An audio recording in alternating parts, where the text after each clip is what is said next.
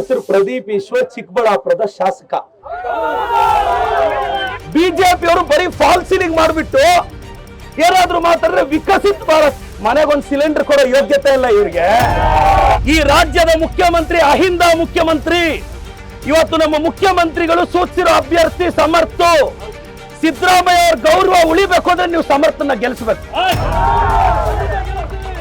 ಕುರುಬ ಸಮುದಾಯನ ರಿಕ್ವೆಸ್ಟ್ ಮಾಡ್ತೀನಿ, ನಿಮ್ಮ ರಕ್ತ ಈ ರಾಜ್ಯನ ರೂಲ್ ಮಾಡ್ತಾ ಇರೋದು. ನಾನು ಅಲ್ಪಸಂಖ್ಯಾತರನ್ನ, ಹಿಂದುಳಿದವ್ರನ್ನ, ದಲಿತರನ್ನ ಕೇಳ್ತಾ ಇದ್ದೀನಿ. ನಾನು ಪ್ರಮಾಣ ವಚನ ಸ್ವೀಕರಿಸಿದ್ದು ನನ್ನ ಪಾಲಿನ ದೇವರಾದ ಬಾಬಾ ಸಾಹೇಬ್ ಅಂಬೇಡ್ಕರ್. ನಾನೊಬ್ಬ ಅಹಿಂದ ಹುಡುಗ, ಬ್ಯಾಕ್ ಗ್ರೌಂಡ್ ಇಲ್ಲ ಸರ್ ನನಗೆ, ಅಪ್ಪ ಅಮ್ಮ ಇಲ್ಲ ಸರ್ ನನಗೆ.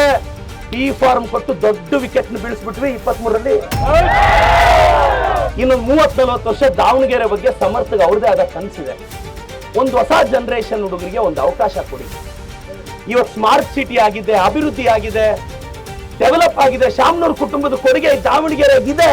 ನಾನು ನೆಕ್ಸ್ಟ್ ಎಲೆಕ್ಷನ್ಗೆ ಬಂದಿರೋ ಪೊಲಿಟಿಷಿಯನ್ ಅಲ್ಲ, ನೆಕ್ಸ್ಟ್ ಜನರೇಷನ್ಗೋಸ್ಕರ ಬಂದಿರೋ ಪೊಲಿಟಿಷಿಯನ್ ನಾನು.